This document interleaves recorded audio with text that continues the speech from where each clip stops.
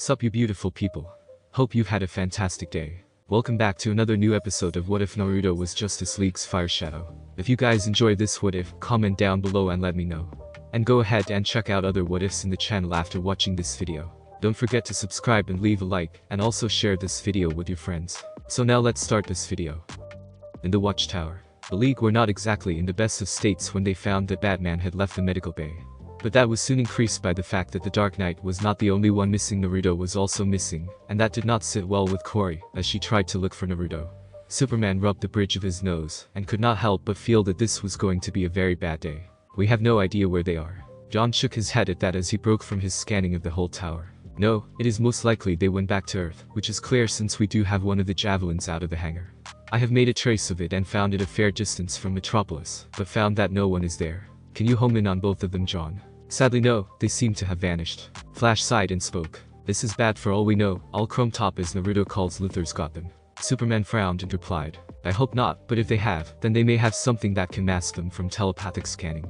Best chance we have is to try and get answers from Copperhead. She's currently being held in the Metropolis PD, but they can't hold her forever. Flash then spoke up. Why don't we go then and get her to talk? She is with Luthor's bunch, so she might know where they are. Superman sighed and knew that this was not something he normally did. Interrogation and the like, however, it wasn't like they had a ton of options at the moment. I guess we will need to get something going on to find both Hookage and Batman. I doubt she is going to talk easily though. John nodded and spoke again. We can do nothing so far, but we will not give up in finding them. I will remain here in the Watchtower, and use what technology I can to try and locate them both. Wonder Woman nodded, and so did Cory, though the two women were not happy with what had happened with Naruto and Batman. There had nothing that would cause them to doubt the abilities and skills of the two men, but they kept in mind that in his still recovering state, Batman was not in the best shape to be out in the field. As warriors by culture and by lifestyle, both of them knew how dangerous they could be, even more so considering who they happened to be dealing with.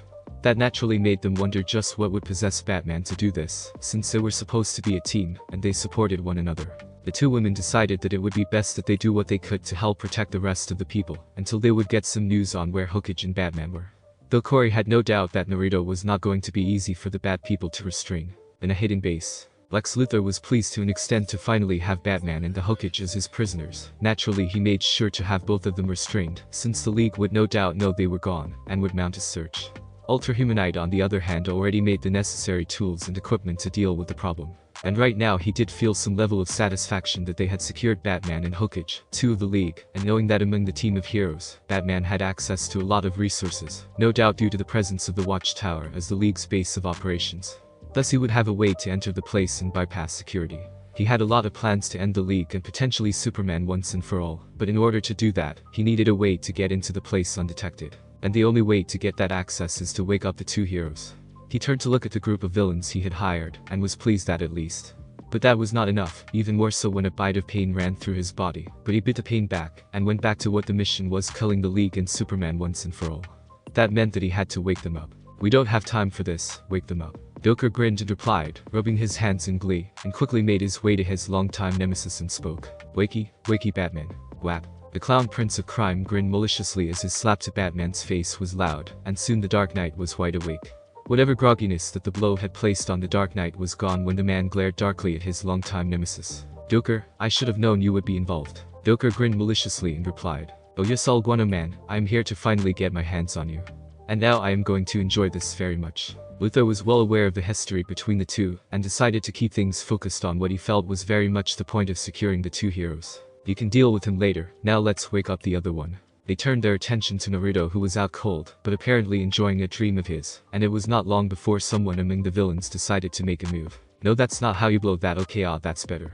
Whap. The very second that Naruto got hit by the slap, his eyes opened, and his fiery rage in his blue eyes was enough to make the one who slapped him, namely Star Sapphire, step back a bit. That was to be expected since he had unleashed a bit of his killing intent. Batman had sensed it before, and had gotten used to it to some extent, but it was fairly obvious that the other villains were not used to that. The only ones not that affected were Grundy for obvious reasons, and also Lex, since he was not that easily intimidated. Though he had to admit seeing the Hookage go like that and turn into a stone-cold killer was interesting.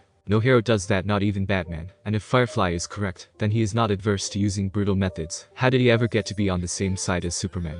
Those thoughts were passed aside however, as Naruto spoke in a very irate and angry fashion. Alright. Who is the soon-to-be unconscious moron who thought interrupting a very productive dream of mine was a good idea? Speak up right now, so I will make sure that when I recognize your face, I will thoroughly thrash the shits out of you for that. Star Sapphire managed to get some steel in her spine and spoke. I did that. Naruto glared at the female villain, and the glare was pretty intense to the point that she actually backed away from him a step once more.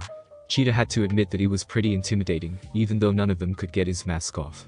Somehow they could not remove the mask as she had tried to remove it, so she could know who he was to make sure she could recognize him visually. But somehow the mask was so hard to remove that she swore that he must have glued it to his face or something. But that train of thought was gone when they dragged him back to the lair, and soon had him here along with Batman. The glare from the blonde lasted for quite a while longer until he spoke in a state of amusement. Oh, you got guts then. Still, at least you were brave enough to admit you did that to me, so I'm willing to let that slide for now. So what's the color of your undergarments? The Sapphire like the name you have, or do you go commando all the time? Ha. Star Sapphire was wide-eyed as Naruto decided to have a little fun at her expense. Besides, she was attractive for a female villain, and he pretty much hanged out with Pamela, who herself was a villain, and drop-dead gorgeous to boot.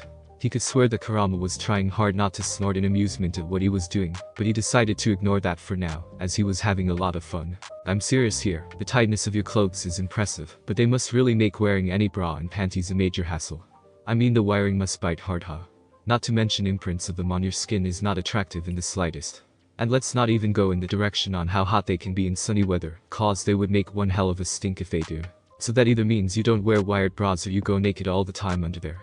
But my eyes tell me that there's no sign of any bra there on the chest area. So does that mean you're fully naked under them clothes? The mask hit her face well, but it was perfectly obvious that Star Sapphire was blushing like mad while glaring at the blonde. The others could not help but stare, though not all of them cared much. The first and possibly the only one in the latter category was obviously Grundy, though the slightly lopsided grin did show that despite being dead, he did have some idea of what the blonde was driving at. Cheetah was a bit wide-eyed by that situation, as the last thing the woman expected was for the ninja to say that from out of the blue. Shade said nothing, but did wonder just what the Hookage was driving at. Even Joker was a bit caught off guard by the fact that the Hookage had pretty much flirted with Star Sapphire, and blatantly asked her if she was naked underneath. And even though he was a certifiable nutjob, even the clown prince of crime had to admit asking a woman that question was a prelude to a beating. You bastard, how dare you? Star Sapphire was livid at that, and was apparently charging up to smash a powerful fist right into the face of the Hookage. But quickly Luthor decided to get involved and shouted at Star Sapphire. Enough. I need them alive. Oh no. This bastard of a pervert is going to. Lex growled at that and spoke. Harm them, then you can kiss your payment goodbye. The female villainess glared darkly at Luthor, and could tell that he meant it, and despite the desire in her to flatten the blonde Hookage, she was not in the mood to lose the double payment, even though she doubted that the man was going to pay it right away. She looked at Luthor and then to the Hookage a few more times, and finally powered down and spoke in a huff. Fine, but the very second they are no longer of use, I get to smash his face in. Naruto chuckled and replied. Oh, it's a date then, but please, tell me, you wear anything under there or you go commando? AGGHH. With that scream of frustration, Star Sapphire turned away and left before she did something that would make her lose her payment. The blonde Hookage, however, was not yet done having his fun. Those clothes are too tight, then I mean they must really ride up in some places on you, which must be the reason you are so uptight. So you are naked then? Please say yes. The British female villain glared at Naruto so darkly that if looks could kill or set something on fire, he should be dead or scorched to the point that he was ash. To which Naruto smiled again and decided to stop for now. Star Sapphire then turned away and sulked on a far corner, before she decided to just screw it and flatten the man. This money had better be worth it. Luthor ignored that and directed his attention to the two restrained heroes. He was not in the mood to play around and decided to tell them just what they were up against. And of course he explained just why they were restrained and not dead yet. Naruto looked at Luthor with a raised eyebrow, and while he was hidden by his cowl, Batman was also not intimidated. Luthor was intelligent, dangerous, and with his talents never one to take lightly to be sure, but Batman was not going to give up and let him think he had them to rights like this. After all, not the first he was caught like this, though the extra villains who were usually in the roster he dealt with at home made this interesting. Luthor soon demanded their access cards, intent on doing what he had in mind. Batman merely replied in a calm and confident tone. Yes. Naruto merely shrugged his shoulders and replied. Left it in my other set of clothes in a subspace pocket, so no luck finding my access card. Don't believe me? You can search me if you like, but only if it's the Sapphire lady here doing it. I'm not into guys. Star Sapphire huffed and walked away while muttering. Pervert, I am so going to kill you when this is over, screw what they say. Naruto heard that and spoke in a very amused tone. Oh, don't be like that, it's not a bad thing, and besides, I'm tied up right now so I won't fight back. Who knows, you might see something you like. Star Sapphire gritted her teeth so much it was a wonder that they did not crack as she glared at the blonde ninja once more before moving away. but not before venting out some of her anger on a nearby crate, crushing the thing like a soda can. That normally would have been enough to shut up most people. Naruto, on the other hand, was not most people. Ooh, feisty, I like that. Lex was still not sure what to make of the Hokage, but he was not going to chance anything. Batman was the most tech-savvy among the league, but the Hokage, on the other hand, was far too filled with variables to take as a simple fool. Despite his arrogance and confidence, Lex was no fool, and was not going to take any risks with this one. His powers were not like what he was familiar with, and he was not in the mood to deal with unknowns. Someone else in the band, however, had other ideas. Enough. It's obvious this demon spawn will not talk, better he dies now than later. Naruto snorted and spoke with venom in his voice. Tell Mr. Holier than thou to shove his own mace up his ass. Naturally, said Demon Hunter was anything but amused. You demon spawn vermin. Naruto's response. Yak, yak, yak, let me loose and we can settle this right now. The man was moving quickly to get to him, mace at the ready, no doubt intending to do just that. That naturally made Lex even more annoyed as he moved in to stop the Demon Hunter from striking the Hokage. Enough. I need them alive. Hokage could not help but make things a bit more interesting by spiking the drink and seeing just how much chaos he could throw into the mix.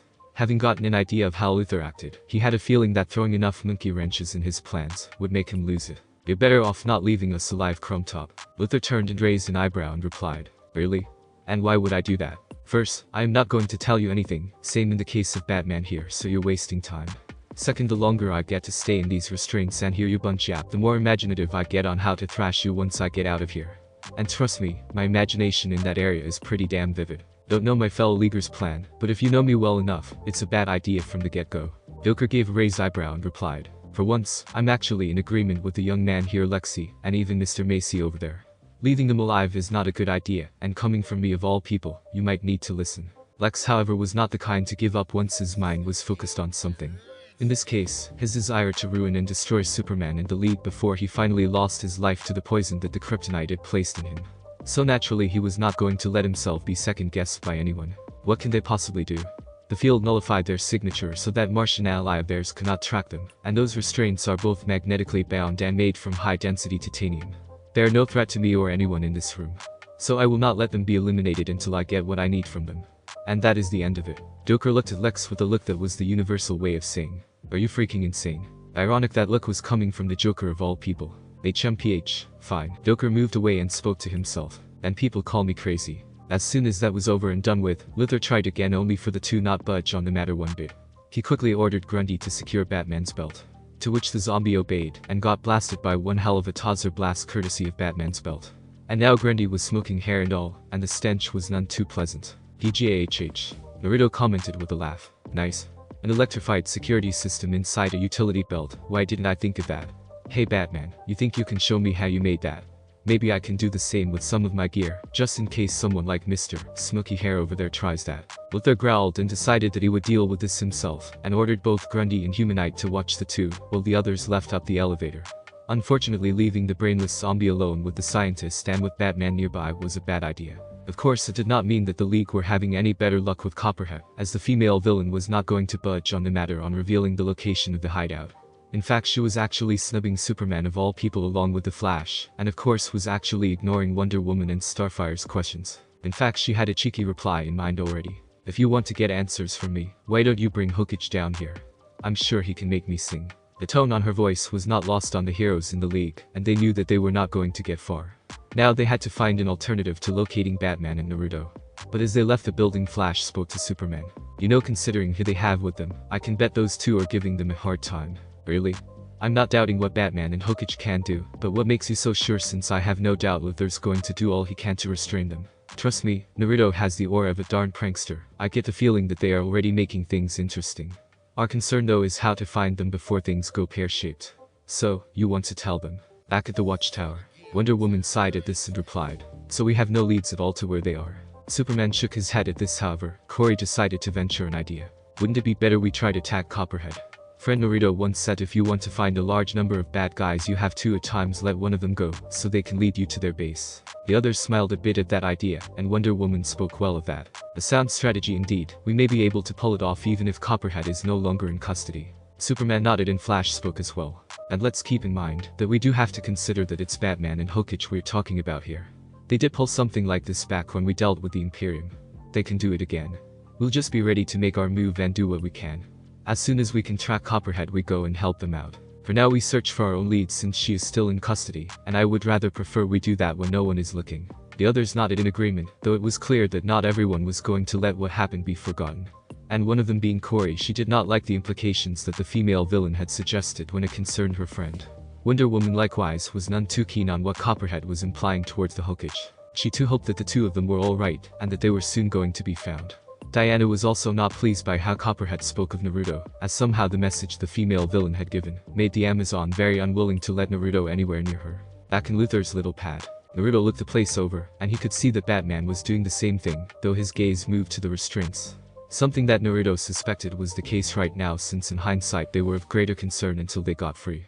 The thugs they had to deal with were a good deal, and he had a very accurate idea that some of them wanted to knock his block off. Fortunately, despite his temper at this point, Luthor retained enough of his calm to make sure that the ones who would guard the pair were not going to go nutty and kill the two. Joker was obviously out of the question. Grundy would have been a good choice since, well, he had an axe to grind with the Hokage. The promise of pay prevented him from attacking the blonde, but he was quickly taken out of the equation when Luthor caught him attacking the Ultra-Humanite, due to Batman playing with his brain, which was not much to begin with, even when he was alive. Star Sapphire was obviously out of the question, since it was clear that the blonde would flirt the hell out of her, and she would no doubt kill the blonde, something that Luthor could not afford until the rest of the league were dealt with. So it left none other than Cheetah herself. As soon as the woman entered the room, the two heroes were wary of her.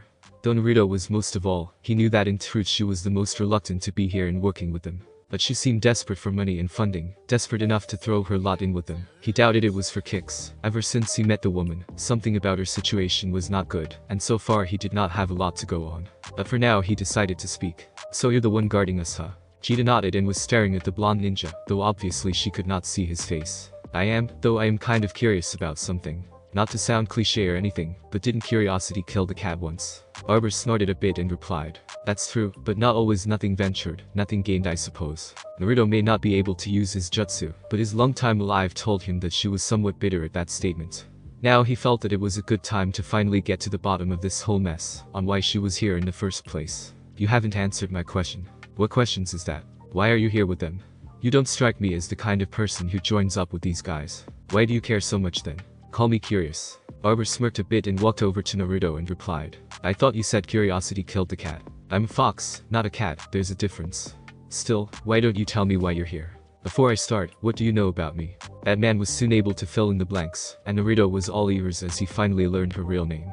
While had originally planned to ask Batman about Cheetah, he had to deal with some criminals causing mayhem in LA, and also helping Corey adjust more, as well as buy some new books for Raven, as well as deal with his side job, in order to pay some bills. So he honestly forgot to ask Batman if he knew anything about Cheetah, all the way to now. "Your real name is Barbara Ann Minerva. You graduated with high marks in biological science and genetics in college, earning a degree in gene therapy and medicine, and was eventually employed as a geneticist. But apparently you were caught in a lab accident that resulted." Barbara growled and replied with her face showing intense irritation. "That was no accident. I did everything right. I followed all the steps. I just didn't count in this happening. I thought it could work." Naruto was confused and decided to ask, "What could work?" As the blonde began to listen to Barbara's explanation on what she had done to herself, the shinobi could not help but sense that she meant it. She had done this in an attempt to help people, not become some sort of superpowered criminal to cause all manner of havoc. And he was able to sense that she was not lying in the slightest, as her chakra was telling him that she was very much serious and sincere in how she spoke about her actions. In Naruto's mind, the woman's story of good intentions gone to hell was very much an understandable thing. He had pretty much seen his fair share of good intentions gone down the drain, both in his reality and here as well. And in this case he could see now why she was so focused on stealing money and whatever she could get to sell, not for her own personal enjoyment, but to somehow reverse her current situation. This reminded him too much of Isuribi's story, as he recalled one of the few surviving test subjects done by Orochimaru in his madness, who did all she could under that maniac, to hopefully be cured of her change. Only in this case, Barbara was the one who did it to herself, and not from an outside source or person, but had done so to try and help others. And of course there was Mizuki, who was pretty much the polar opposite of the two. Batman likewise was able to see that she was not joking in the slightest. It still made him unhappy with the fact that someone was using Langstrom's work, but at least Barbara was using it to try and help people, not play God or make living weapons. Still, the end result in his mind was not worth it. Yes, it seemed to work the first time, but in the end had come back to haunt her, and no doubt she had indeed turned to being a criminal to try and change herself back to who she once was. But of course he kept in mind that turning away from such a life was not exactly something one could accomplish with no problems. Selena had plenty of chances and she did not always succeed. And even if Barber was no career criminal and only got into it to survive and find a cure, he knew the temptation that came with such power was pretty high and hard to resist, as well as the thrills it brought. For now though, they listened to her words, and when she was done, Naruto spoke. "So that is why you were always robbing banks and whatnot." Barber nodded and replied, "I never wanted this life. All I wanted was to help people, cure diseases, make the world a better place. But now I'm this." Well, compared to how Mizuki started out, I'd say she's a hell of a lot better than he was, and better on the eyes too, feline features aside. Shut it. Oh sure, deny it all you like, but you know I am telling the truth. But still, she did not want this life, so if you have a plan, then better you get to it soon. I know you enough, kid. If you can help someone, then you do it. You did it for Isaribi if I recall, and at least here you got allies and they have the tools, why not give it a shot? I take it that your former employees have not let you go." Barber nodded grimly, and that made Naruto a lot more annoyed by the hand that she had been dealt. He then began to think on something that can help her situation, and then decided to try an idea. "Then maybe we can help you." That statement made both Cheetah and Batman look at the Hokage, and both wondering if he grew a second head, more so for Batman, and Cheetah spoke. "Why the heck would the League help me? You said it yourself, didn't you? You did not want to live this life, you only got into it to find a cure for yourself. But I doubt that it has been easy, that's why I said that. Maybe we in the League can help you. How can I be certain that you are even willing to help me? For all I know, you and the League are just going to hand me over to the police and lock me up." That made sense to the two since she was technically a criminal, but as far as Naruto was concerned, she had been forced into a corner, even if she was the one who did this to herself, and replied, "I don't make promises that I cannot in any way keep, let alone accomplish. I feel that we can help you in finding a cure, and if not a full cure, then at least a means to help you be able to return to living among others without being chased down. Help us, and we will help you, and I will personally make sure that you have a second chance." Every part of Barber's mind, hardened by years of having to fight to survive ever since the change into what she was now, was shouting at her to say no. How many times had she hoped to find a cure, only for the chance to be taken from her? How can she possibly trust the League and the Hokage? What proof do they have that they can even help her? As for Batman, he was wondering just what Naruto was driving at with this. Sure, it could make sense that he was doing it to make Barber release them, which was a good thing. But he was also able to see that Naruto was dead serious about this one as well. He could understand where he was going at, since, in comparison to many of the villains here, Cheetah was so far the reluctant one of the whole bunch. Still, having been a resident in Gotham for years and having to live the life he had as Batman had made him embrace the darkness, and that meant he was always going to be wary of others and their inner motives. Look, just give it some thought, Cheetah, and I promise I will do what I can to help you find some way to control your state. Either with a cure or something else that can help you live a better life than what you have now." Cheetah could not help but feel torn by all of this, as she could not help but feel that she could trust this one. Why, she had no idea, but that side of her was being challenged deeply by her more serious side. She began to move closer to the Hokage and reached with her hand towards him. However, before anything could happen, a new person arrived, and it was none other than Ultra Humanite. Cheetah quickly moved her hand away and left, no doubt unhappy with what happened when the criminal genius showed up. But it was here that Batman decided to try his own card, and he had a feel that despite his genius, or perhaps because of it, the Ultra Humanite would be helpful. It was not long before Luthor finally cracked through the security features of the belt, and finally secured what he needed, a remote control access to the tower. And as soon as he got what he wanted, he quickly gathered a team of villains to finally effect what he had been planning ever since he escaped from the prison with Ultra Humanite. They did find some scrolls on the Hokage, but with no idea how they worked and his less than stellar views on anything mystical, Luthor left those alone. The team of villains were moving through the station quickly, well aware that they had to move quickly before they were detected. The team naturally included Shade due to his abilities, Star Sapphire, and Grundy, and it was Shade who would carry the bomb and set it up, and then detonate the weapon, once they were clear of the area. As they moved on, they were not sure if the rest of the League were there. "Let's move," that came from Shade, as he was not the least bit happy in being here. This was like being in the literal belly of the beast in his books, as this was the hero's backyard. They managed to reach their destination, only for the three of them to be forced on the defensive, when John and Corey came into the scene. The Tamaranian was there to help keep the place working, while the others were on their own workload to find both Batman and Hokage, before they would try the idea of tagging Copperhead to try and track the others down. So when John was alerted of intruders, the Tamaranian was quick to help him. Grundy got a starbolt in the face courtesy of the alien beauty, who then landed a fierce kick to the face. The zombie roared and attacked her, but Starfire quickly evaded his attempt to catch her, and relied on some of the moves Naruto normally used in combat. Grundy got a serious punch right in the jaw and a kick to the balls, and well, he was dead, so it would not matter as much as if he was alive. The blows still sent him flying. Damn it. Shade swore as he had to avoid being attacked by Starfire, who was making sure not to use her full power, as doing so would have destroyed the station. But her presence in John had complicated this little mission to the nines, as those two had a lot of power in them. Thankfully he was being supported by Star Sapphire, who at least was able to tangle with the Tamaranian.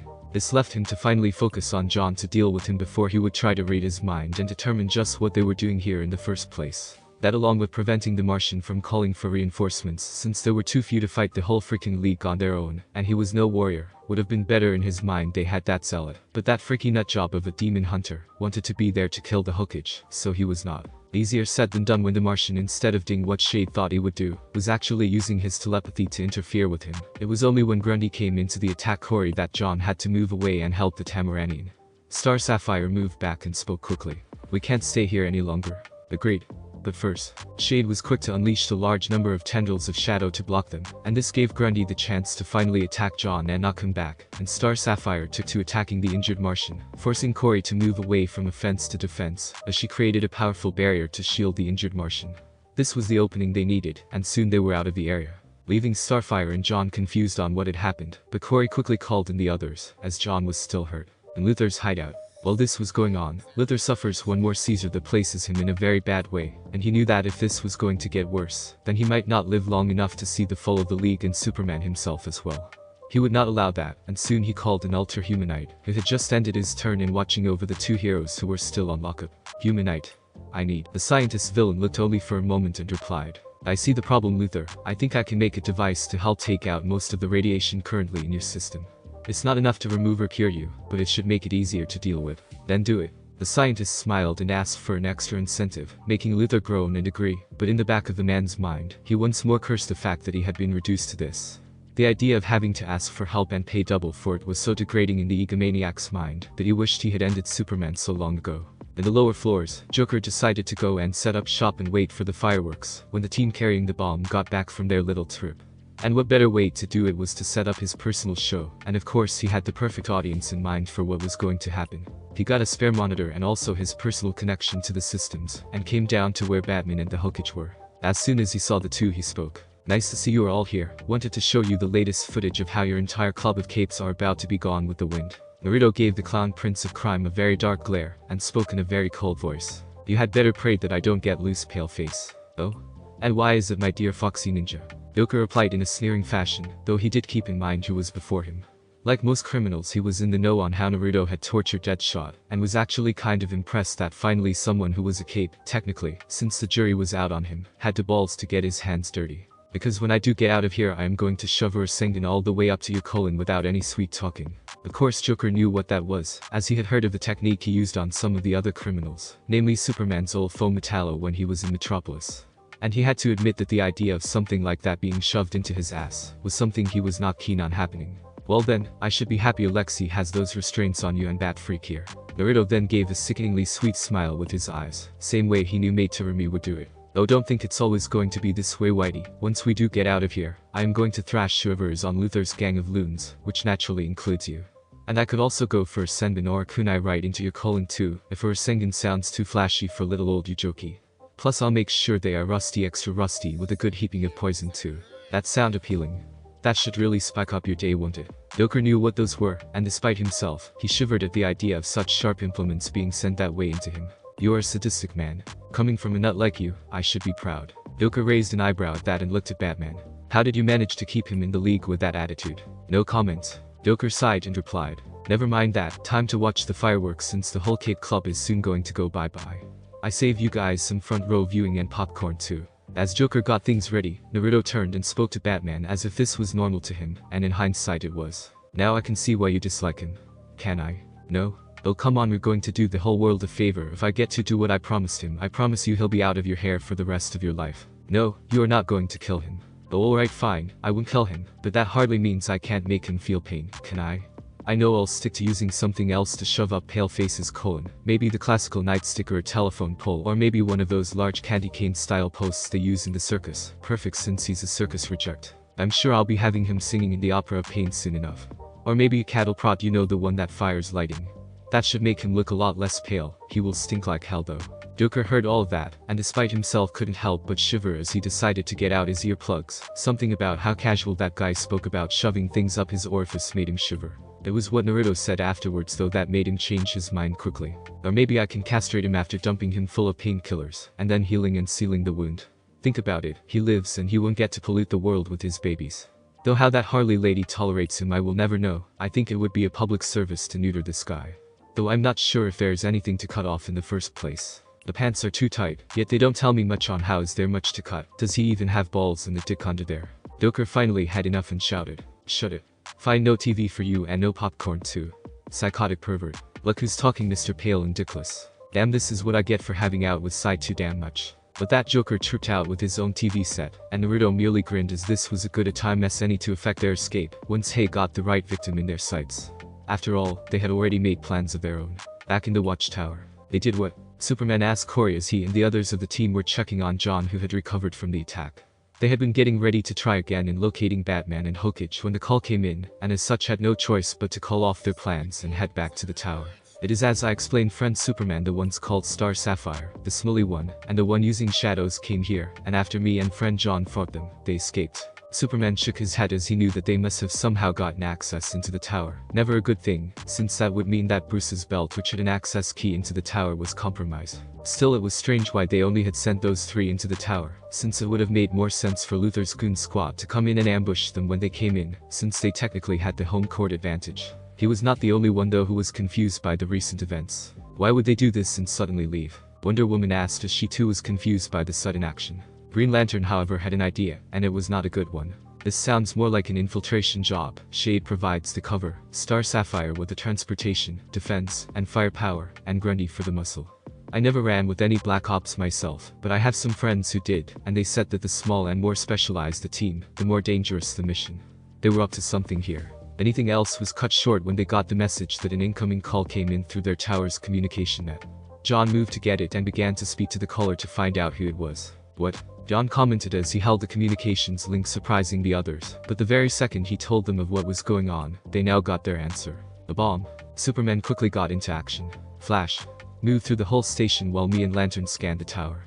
Wonder Woman, Starfire, go with him and help him get to the bomb if it's in the superstructure. The lead quickly moved to it as Lantern got out to scan from the outside, and Superman did the inside. It did not take long for them to finally locate the explosive, and it was Flash, Wonder Woman, and Starfire who quickly found the bomb, though it took some effort as it was indeed in the superstructure, so the two women had to remove it as best they could. Once the bomb was secured, Flash took it and ran at high speed to toss it out of the station through the nearby hangar bay. At the moment the bomb's timer hit zero, Green Lantern quickly surrounded the tower with his ring to counter the blast wave. And right on time as the bomb exploded. This was at the exact same moment that Luthor and the rest of the now returned team that came from the Watchtower had decided to watch the fireworks. Joker was there for his own private viewing, since he was not in the mood to be with Batman and Hokage after that very disturbing chat. No? Luthor's once present smile of sadistic satisfaction on seeing the Watchtower being blown to Kingdom Come was now turned into a snarl worthy of a monster. The bomb apparently had just been found out, and it was only going to get worse for him, as the tower was still intact, in time for him to see the green field directed by Jon Stewart to fade away. The mad villain with a serious axe to grind towards Superman was livid and began to thrash the place to vent out his anger. How? The flying equipment was proof that he had lost it, while the others in the group merely looked on, though they all could understand why he was enraged. Even more so the team of villains who had gone to the tower to set up the bomb in the first place. It was a major blow to them to have gone up there to blow the place up, only to find the mission gone completely to pot. Naturally he was outraged by this and had berated the group for their failures, and had even stated that he was a fool to have hired them. The group had enough and were going to leave, even though Star Sapphire wanted to thrash the blonde hero downstairs, but she apparently decided dealing with Luthor was too much, and she could always hunt down the bastard later. That was more than enough to finally convince Luthor to triple what he was paying them, as despite his rage, he fully realized that he needed them to deal with the League. Angry as he was not foolish enough to take on all of the League as he was right now. The triple pay finally made the rest of the gang stay, but soon he noted that Joker had just arrived, saying something about a party pooper. It was here that Grundy came up from where he had been watching over the two heroes, and told them that Batman had shut down the field, and was no doubt able to send a message via telepathy to the League. Apparently Luthor's anger had made him miss the fact that Joker had gone in to try and do away with Batman against his orders, only for Grundy to come in and warn him off. Despite his pleading he was forced to leave, and despite the fact that Grundy growled at Naruto who merely glared back in response, he was still following orders to watch them. Of course Batman finally got into action and convinced Grundy to get a glass of water for him, a last request as it were. Grundy complied, and that led to Batman spitting out the water on the field, shielding them from John's telepathy. And well, here they were. Luthor sighed and knew that this was going to be interesting. However, his ace in the hole was ready, and now he was going to end Superman. If he could not end Superman the way he hoped in the tower, then he might as well do it the old-fashioned way. But then again, it would be all the more satisfying if he thought about it. But there was one issue that had to be resolved. Before we go and prepare for the company that is coming, we still have to deal with the fact that we may have a traitor in our ranks. Traitor? Someone here tipped off the League on the bomb, and we are going to deal with said traitor now before dealing with the League. The others were none too pleased by that, and wondered just who was it. Let turned to the nearby monitor that Joker had on hand with him, and decided to connect it in place of the one monitor had just trashed. And soon he began to look through the archival footage, and soon spotted none other than Cheetah chatting with Naruto, and getting a little too close for comfort. Said woman was now aware of what was about to happen, and cursed the fact that she had forgotten how paranoid and at times well-prepared Luthor was. Damn it. I should have recalled how much of a paranoid stiff he happens to be. There would be cameras somewhere, damn it. I have to escape. Grundy, the pretty kitty is all yours to play with. Oh no. Grundy smiled a bit as he soon took hold of Cheetah, who roared in anger and fear as well. Therefore she tried to fight the being off, but Grundy was not going to relent at all, and when she tried to escape, zap. Cheetah was hit hard and unable to recover from the sudden shock from none other than Joker's buzzer that the clown and slapped hard into her when she was trying to evade Grundy. The clown looked over the still shocked and signed female, and spoke at Lex. And you said I can't be a team player. Damage done by Joker's buzzer only added to the whole mess. The other villains were not too happy about this, and Star Sapphire was not the least bit pleased by what was going to happen to Cheetah, but she did not say anything else. It was also here that Copperhead arrived, having managed to escape her transport to Belle Reve, and had moved out before the League could try and tag her, simply because when they were about to, Corey made the call about the attack. So they're on the way. Batman nodded at Naruto's question, and that was all Naruto needed to know. Showtime then. Naruto quickly managed to free himself and Batman, as well as the magnets shorted out, since Batman had some leftover water in his mouth to use on the field holding Naruto. With that out of the way, he summoned Kurama's chakra to break himself free, through enhancing his strength even more. The restraints may be tough, but Naruto was hardly normal as they were torn from their moorings, and soon Naruto turned to Batman, and ripped them off of his fellow League member. Batman gave a simple nod, and soon they decided to go in and help the others who were now on their way. He however would need his belt back. He was able to hold his own without it, but he felt better to have it on hand. Thanks for listening. I do hope you enjoyed. If you want the next part of this video, like, subscribe and comment down below, and turn on the bell notification. And also check out other videos that I have created and enjoy. See you in the next video. Peace.